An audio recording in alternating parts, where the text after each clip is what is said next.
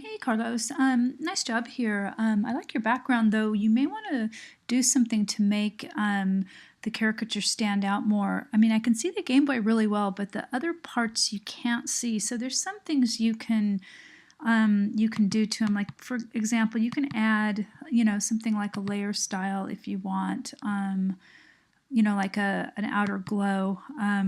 And that'll add, you can see how that's kind of adding that, to stand out. You don't need to use this color if you don't want to, but you can try any color you want. You can do something more like a green, and again you can play with the size, and the spread, and you can also play with the opacity so it's not so strong.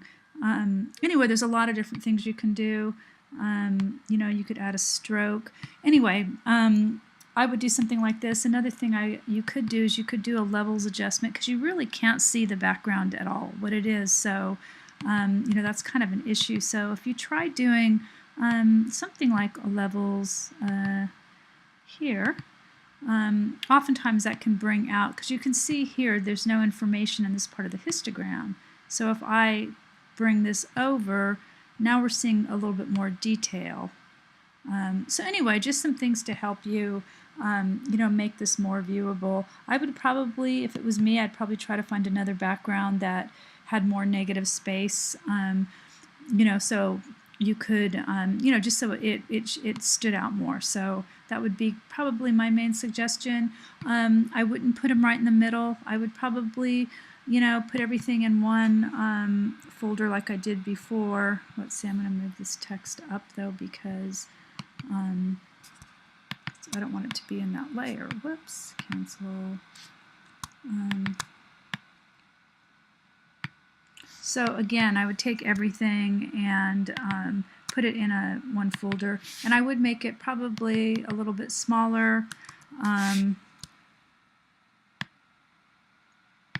Then what I would do is I would put the text up in this negative space. I really suggest putting each word on a different layer so you can move it around into this. I wouldn't even include your name. I would move it around so you could have it on each word is on a different line.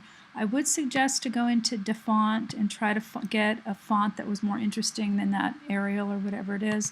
There's so many fonts, retro, anyway, whatever. But it's just dafont.com and really easy to install. So anyway, I hope you get to view this. We only have another week or so, so I'm getting close to the end. So yeah, okay. Be sure to put your work in the final Dropbox as well, okay?